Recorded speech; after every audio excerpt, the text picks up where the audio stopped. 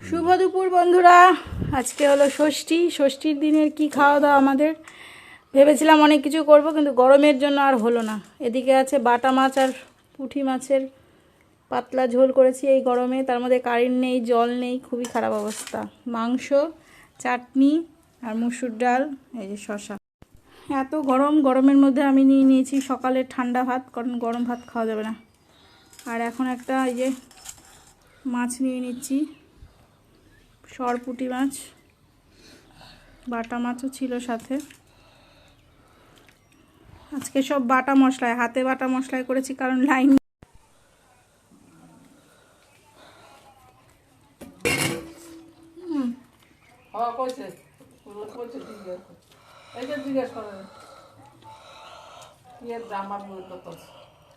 hello,